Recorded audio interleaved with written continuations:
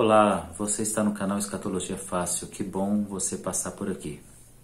Um canal comprometido com os anúncios da volta do Senhor Jesus, um assunto esquecido pela igreja por séculos e relembrado recentemente, mas extremamente importante, que é falar da volta do Senhor e os seus sinais. Um canal comprometido em apresentar as evidências da volta do Senhor Jesus Cristo. Hoje o nosso tema é continuação do último estudo que a gente teve. Nós tivemos um estudo onde nós falamos sobre algumas questões que envolvem a crise política entre Israel e a Palestina e as alegações dos palestinos para defender a ideia diante da ONU, diante do mundo, de que eles são, na realidade, os legítimos donos de Israel.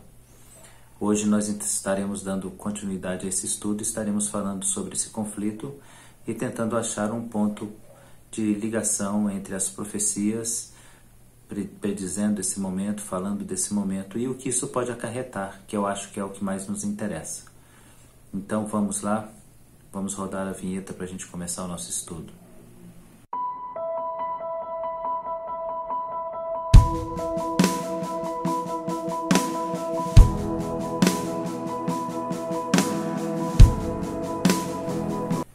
Dia 14 de maio de 2021, por volta das 18 horas, horário de Tel Aviv, alguns mísseis atingem a cidade de Jerusalém e algumas cidades próximas à faixa de Gaza.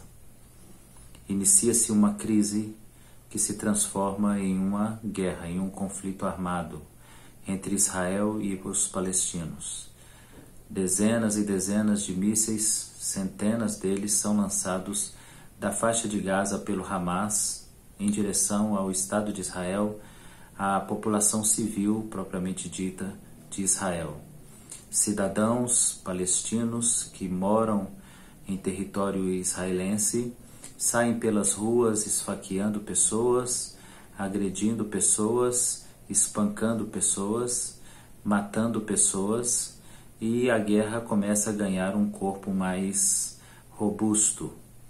Alguns dias já se passaram e aí a gente não consegue ver uma previsão de quando isso pode terminar. Pode terminar a qualquer momento, pode durar ainda um pouco mais de tempo.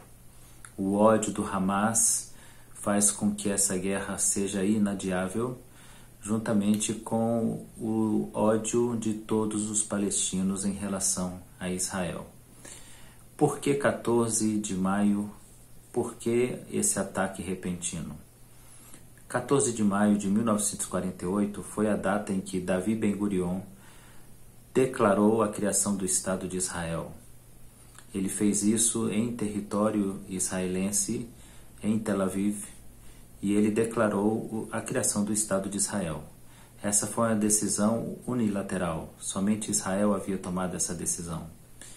No dia seguinte, dia 15 de maio de 1948, alguns árabes não aceitaram essa determinação, essa situação, essa atitude de Davi Ben-Gurion e dos judeus que ali residiam, e iniciaram uma guerra contra Israel, contra a criação do Estado de Israel, uma guerra que durou um ano.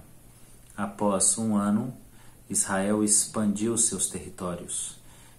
Israel avançou seus territórios e dominou grande parte daquilo que era o território ocupado pelos palestinos, reduzindo os palestinos basicamente a um pequeno estreito de terra chamado Faixa de Gaza, ao sul, e um outro trecho maior na região chamada Cisjordânia. Basicamente, dois territórios divididos ao meio pelo território israelense, que agora se expandiu depois dessa guerra chamada Guerra da Independência de Israel. No dia 14 de todos os anos, então, Israel comemora o dia da criação do Estado de Israel com um movimento nacional chamado Marcha da Bandeira, onde os judeus se vestem de branco e azul, cores da bandeira de Israel, e saem com a bandeira às ruas de todo o país para celebrar o dia da criação do Estado de Israel.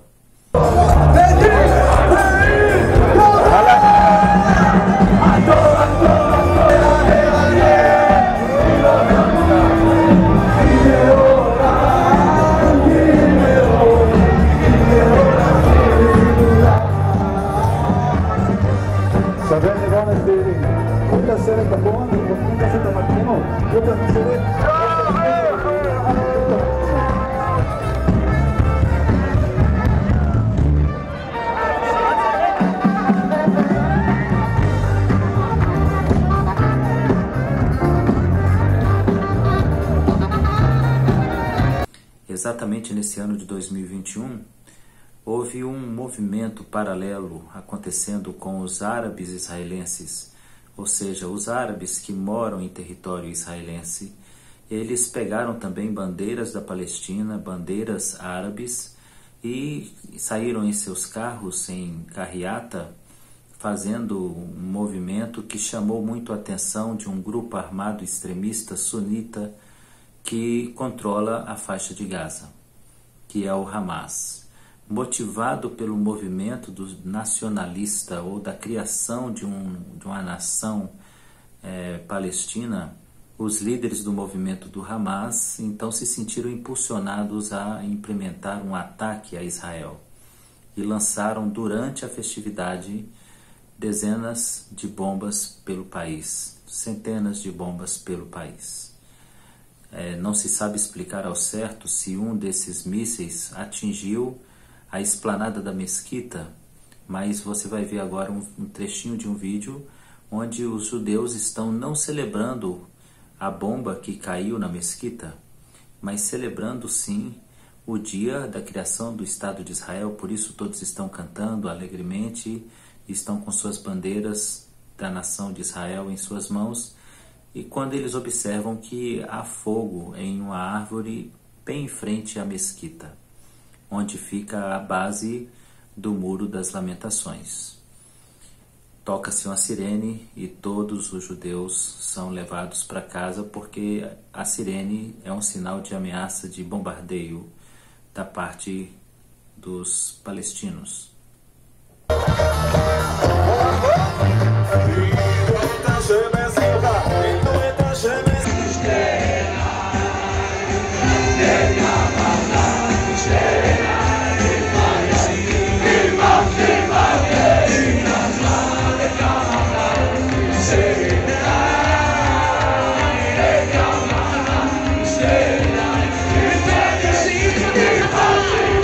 A pergunta que nós devemos fazer é: o que querem os palestinos? O que eles imaginam? E o que querem os israelenses? O que eles imaginam? Bem, no outro estudo nós já dissemos que eles têm alegações para dizer que a terra lhes pertence antes mesmo de Israel, e todas as alegações não podem, não conseguem ser comprovadas. Serem descendentes de cananeus? Impossível, porque foram extintos 13 séculos antes de Jesus Cristo. Serem descendentes dos filisteus? Impossível, porque também foram vencidos e extintos, varridos nos séculos 8 e 6 antes de Cristo. Serem eles os detentores da terra depois do ano 135 e os palestinos que deram nome à terra? Impossível também, porque Adriano colocou o nome daquela terra em homenagem aos seus inimigos vencidos e não diz respeito ao povo necessariamente que estava em território palestino. O nome Síria-Palestina era uma ofensa do imperador Adriano contra a revolta ocorrida no ano 135 d.C. pelos judeus na tentativa de se libertar de Roma. Todas as alegações históricas dos palestinos parecem não ter nenhum fundamento. Uma quarta alegação que os palestinos fazem também não parece ser coerente, que a mesquita de Al-Aqsa é uma referência do lugar onde Maomé ascendeu aos céus. E sabemos que isso foi uma tradição criada por Saladino 7 séculos depois de Cristo para endossar, para fortalecer a ideia de que foi em Jerusalém que Maomé ascendeu aos céus, uma coisa que não é citada no Alcorão. O Corão não fala nada sobre a presença de Maomé em Jerusalém, como também não fala nada da subida ao lugar desconhecido, ao lugar celestial de Maomé a partir de Jerusalém. Mas a ideia de Saladino deu certo e a tradição pegou, e os muçulmanos eles adotam essa ideia e aquele é o terceiro lugar mais importante de peregrinação dos muçulmanos, ainda que Maomé não tenha tido qualquer relação com aquele lugar. De onde vem tanto ódio? E a palavra é exatamente ódio.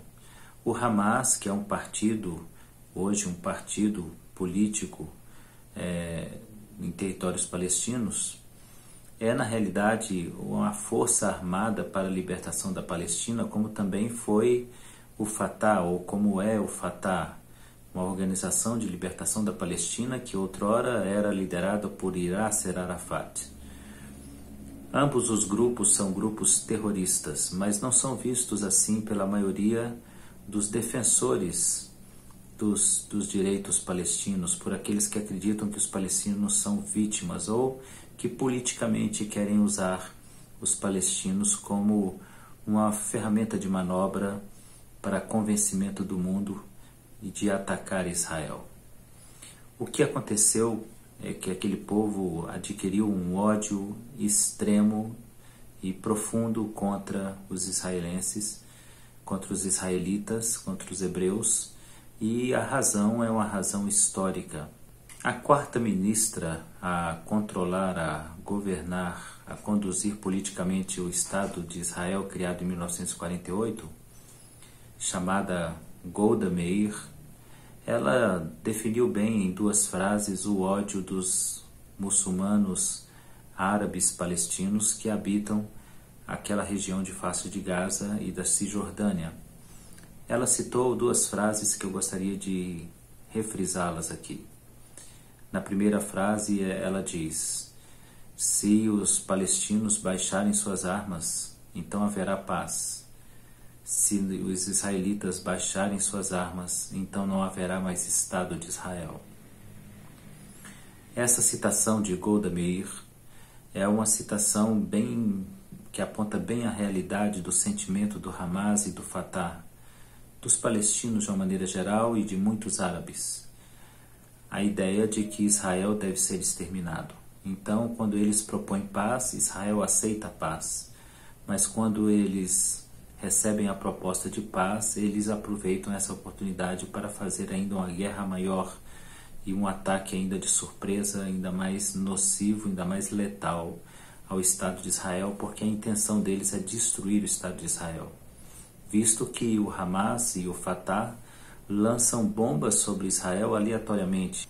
Israel é protegido hoje por o que se chama de Iron Dome, o domo de aço, que na realidade é uma estrutura militar de inteligência, de interceptação de mísseis e bombardeios que possam ser realizados contra Israel.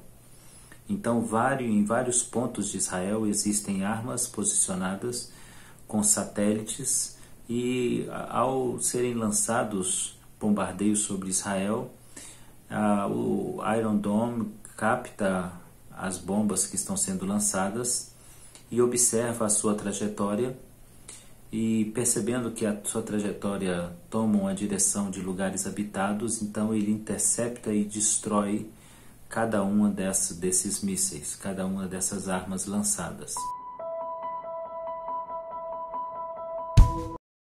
O objetivo, destruir completamente Israel. Como disse Golda Meir também, nós podemos perdoar os palestinos por matarem os nossos filhos, mas nós não podemos perdoá-los por nos obrigar a matar os seus filhos. Só haverá paz em Israel quando os palestinos aprenderem a amar os seus filhos mais do que odiar aos nossos filhos. Esse é o sentimento real que está no coração dos palestinos. Eles bombardeiam Israel aleatoriamente.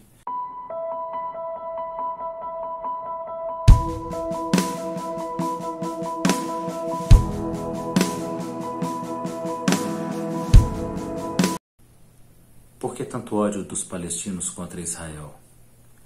Nós poderíamos dizer que há uma ferida aberta no coração do povo palestino. Uma ferida aberta em razão do fim da Segunda Guerra Mundial e também em razão da Primeira Guerra Mundial.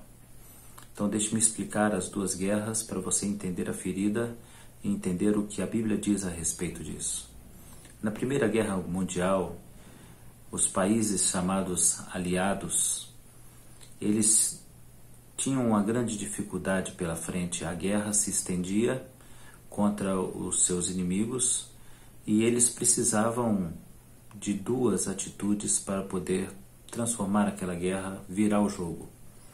Milhares de soldados estavam sendo mortos nas trincheiras na Europa e eles precisavam de duas coisas essencialmente. A primeira delas, tirar o foco da guerra da Europa e transportar essa guerra para um outro lugar para diminuir as baixas entre os seus soldados. A segunda questão dizia respeito à barreira que fora criada militarmente nos mares, impedindo que armamentos chegassem até os aliados. Mais precisamente, que chegasse a acetona. Você não ouviu errado não, é acetona mesmo. A acetona é um solvente utilizado na produção de cordite, o principal propulsor das balas e granadas. Os britânicos estavam com uma grande dificuldade de receber esse produto porque havia uma barreira criada pela Alemanha que impedia que esses produtos chegassem até os aliados. Então, como os aliados resolveram os dois problemas? Uma guerra localizada na Europa e que perdiam-se muitos soldados dos aliados e a necessidade da acetona para a produção da cordite para usar em suas armas. Bem, eles solucionaram isso de uma maneira muito aparentemente fácil. Eles prometeram o território conquistado dos otomanos aos árabes, caso eles entrassem na guerra como seus aliados contra o Império Otomano. E nessa promessa foi prometido aos árabes que se atacassem Istambul, a capital do Império Otomano, eles receberiam aquele território, que hoje é o território chamado Palestina. Haviam árabes lá, os palestinos de alguma forma são de descendência árabe, eles têm alguma ligação sanguínea de DNA com os árabes. Isso é interessante para os árabes, porque aquele lugar é um lugar estratégico militarmente. Mas a mesma promessa também foi feita aos judeus sionistas e principalmente a um químico sionista chamado Chaim Weizmann.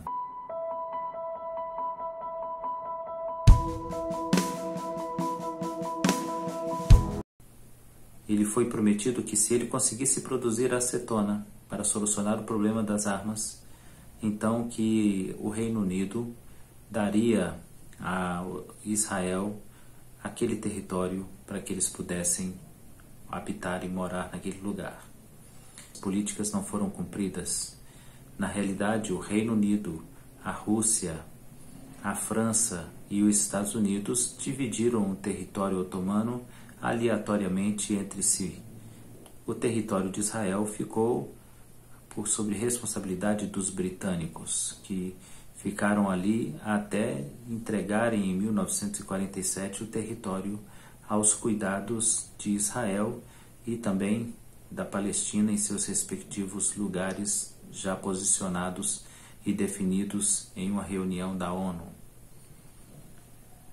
Ocorre, meus queridos, que também os árabes haviam recebido a mesma proposta e, vindo a Segunda Guerra Mundial, com o término da Segunda Guerra Mundial, um grande número de judeus resolveu ir para a terra que lhes era de direito. Afinal de contas, eles haviam comprado parte delas pelo movimento sionista e haviam também conquistado parte delas a partir daquela ação de Chaim Weizmann, de criar a acetona e assim solucionar o problema de armamento dos aliados. Voltaram muito mais judeus para a terra do que palestinos que estavam na terra. Mas há um detalhe interessante a ser considerado. Um detalhe que é, talvez, o pavio que estourou a bomba o pavio que incomodou e que entristeceu o coração dos palestinos.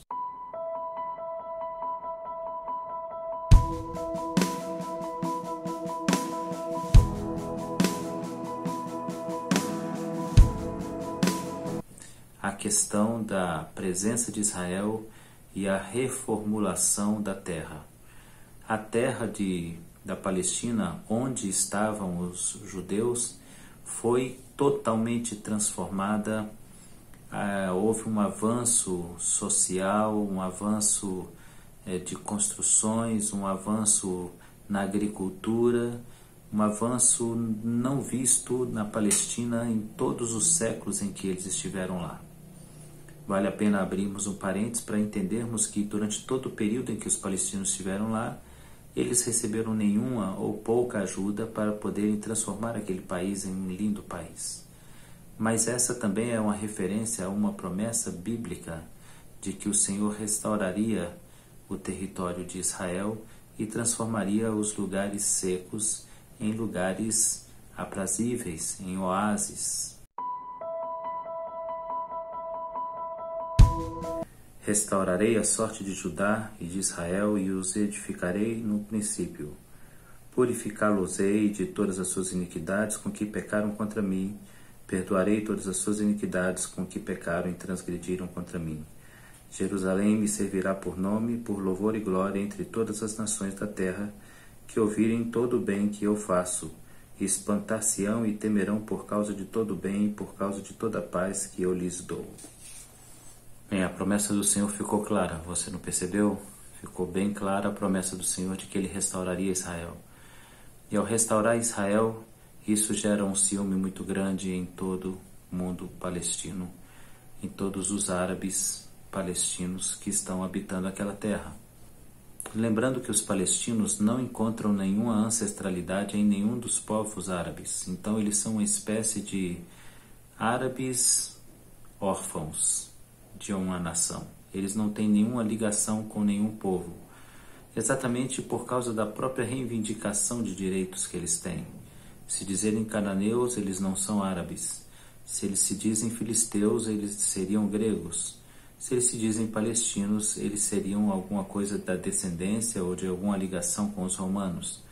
E isso tiraria deles quaisquer ligações com o mundo árabe. No entanto, os árabes sabem que eles têm uma ligação sanguínea com os árabes porque se misturaram ao longo de 19 séculos com os otomanos e com os povos que por ali passaram. Mas o que acontece, que precisa ficar claro também no nosso coração, é que com o fim da Segunda Guerra Mundial, os judeus voltam com um certo apoio financeiro para a reconstrução do seu território, daquele território que lhe fora dado. A ONU havia determinado que 18% do território ficaria aos cuidados de Israel e o restante ficaria aos cuidados da Palestina. Muito dinheiro foi investido por parte dos judeus e também por parte de aliados que se viam no dever de consertar o holocausto na vida dos judeus, e assim então nós temos um Estado rico dentro de um Estado pobre, e isso traz um ciúme muito grande para os palestinos. Um outro acontecimento que entristece profundamente os palestinos ocorre bem antes de todo este acontecimento. Foi a visita de um pastor presbiteriano chamado Porter.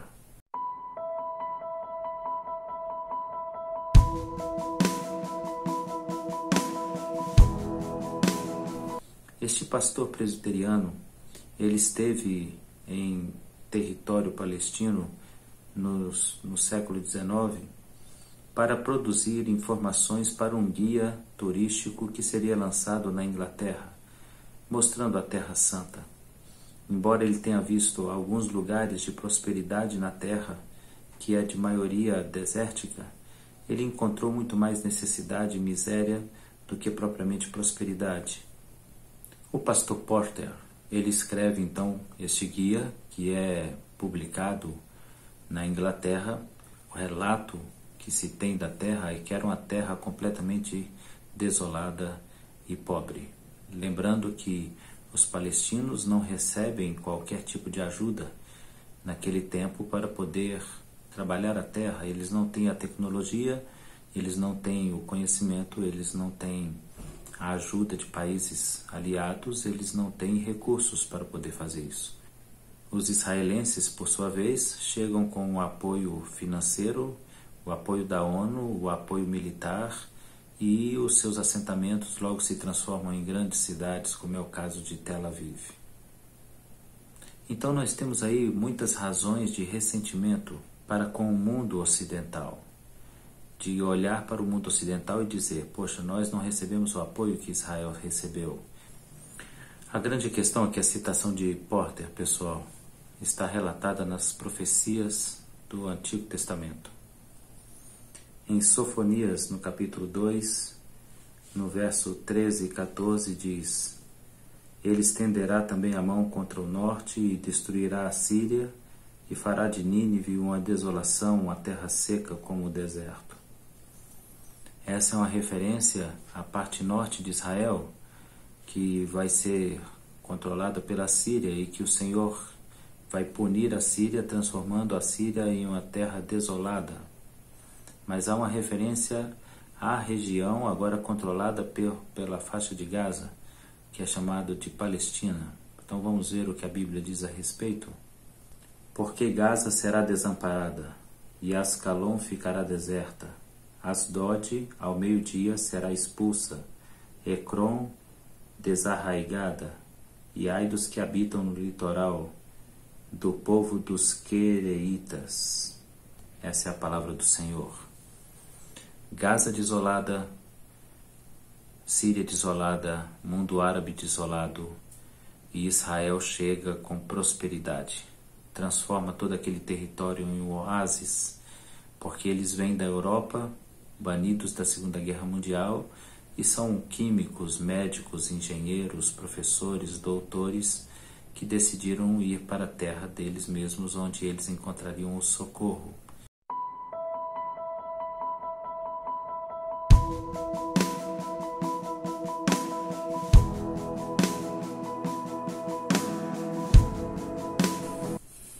Pessoal, o que é importante a gente perceber aqui agora é o que está acontecendo no coração do povo palestino e um grupo que é alimentado por um ódio de ver a prosperidade de Israel, o apoio internacional a Israel, enquanto eles sofreram por séculos sem quaisquer apoios.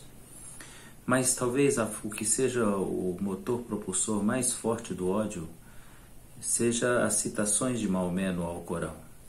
O Alcorão diz coisas extremamente pesadas ao povo de Israel. O alvo do Alcorão, dentre muitos, é o extermínio daqueles que eles chamam pecadores. E os pecadores são cristãos, evangélicos, protestantes e católicos. E eles então dizem, a Jihad Islâmica diz, mataremos os judeus no sábado e os cristãos no domingo. Então o sentimento do Alcorão é um sentimento de ódio contra cristãos e judeus. E isso também somado ao ódio histórico, político, social implementado na Palestina depois da Segunda Guerra Mundial, nós vamos ter um povo extremamente revoltado contra Israel e completamente disposto a exterminar Israel. Lembrando que o Hamas, o Fatah, o Estado Islâmico, a Jihad Islâmica pregam o extermínio total de Israel. Nós podemos chamar isso, gente, de sentimento antissemita. Vale a pena lembrar que o movimento sionista é um movimento político de retorno à terra de Sião. Então é um movimento de judeus em favor da volta, da reconstrução do Estado de Israel. E o movimento antissemita é um movimento contra a descendência de Sem, que hoje pode-se dizer contra a descendência dos judeus. Então, ser um antissemita é ser contrário à existência da descendência judaica, da participação da vida judaica, da existência de uma nação judaica e do próprio povo judeu existente. Ser um antissemita é propagar o ódio contra os judeus. No movimento antissemita, nós vamos encontrar algumas questões que estão muito relacionadas a história também. O sentimento antissemita está claramente na vida de Adolf Hitler, na atuação política de Adolf Hitler contra os judeus na Segunda Guerra Mundial. Está presente também em muitos outros países e povos, inclusive cristãos, que são contra os judeus e pregam abertamente o seu ódio contra os judeus. Cristãos, católicos e protestantes, infelizmente, pregam esse ódio contra os judeus. Mas o sentimento de Hitler está bem claro e, ao meu ver, Ezequiel capítulo 37 está falando um pouco sobre a restauração da nação de Israel e pegando ali a história do Holocausto. O Senhor pergunta no capítulo 37 de Ezequiel ao profeta se aqueles ossos podem reviver. Então o profeta responde: Senhor, tu sabes. Ele manda que o profeta ordene aos ventos que vêm dos quatro cantos que soprem sobre os ossos, e os ossos então se transformam num grande exército. Toda essa citação é uma referência à restauração de Israel. Lembrando que no livro de Isaías há uma profecia que fala sobre um Deus que vai reconstruir a nação de um dia para a noite. Aquele povo que foi um grande vale de ossos secos no Holocausto se transforma no exército mais bem armado e mais bem preparado do mundo. Mas isso também está profetizado nas Escrituras, como nós podemos ler. E onde é que entra então a questão profética sobre Israel e a Palestina? O que pode culminar tudo isso? Vejo que a Palestina tem sido usada como um instrumento de provocação. Deixe-me explicar isso para vocês. O mundo árabe não os aceita, não os abraça como seu povo, mas permite que eles sejam oprimidos, que eles sejam atacados por Israel, alimentam esse povo com armas, mantêm seus armamentos sempre em ordem para que eles possam produzir a jihad islâmica, para que eles possam produzir a intifada. Fazendo assim, eles trazem o revide de Israel e provocam o mundo ao entendimento de que Israel está sendo injusto, enquanto na realidade o que está acontecendo é uma provocação clara para que Israel seja visto dessa forma e o mundo se volte contra Israel. Se isso de fato acontecer, então nós temos países aliados dos países muçulmanos que estarão muito dispostos a destruir o Estado de Israel. E são esses os países que vêm exatamente do Oriente, como diz a palavra de Deus em Mateus capítulo 24, falando do Senhor e da sua vinda como um raio que sai do Oriente e que se põe no Ocidente. Assim há de ser a vinda do Filho do Homem. E essa referência aponta para exércitos que marcham do Oriente em direção a Israel para a vinda do Senhor Jesus Cristo, para o dia do Senhor Jesus. Então nós podemos contabilizar entre os aliados que poderiam fazer isso a China, os países da Coreia do Sul e do Norte, a Rússia, o Irã, a Turquia, que marchariam em direção a Israel para a destruição daquele local. O que acontece então profeticamente é que, obedecendo a essa provocação, o mundo estaria preparando todo o campo para a guerra do Armagedon e a volta do Senhor Jesus. Então é isso, pessoal. O que eles estão querendo com o Estado de Israel é, na realidade, colocar o mundo contra Israel, e as mentiras levantadas contra Israel são diversas, que nós devemos negá-las, devemos rejeitá-las, porque o Senhor é o Deus de Israel e o Deus dos cristãos é o Deus de Israel e é o Deus que defende e protege Israel. O Senhor é o Iron Dome que protege Israel e ama Israel.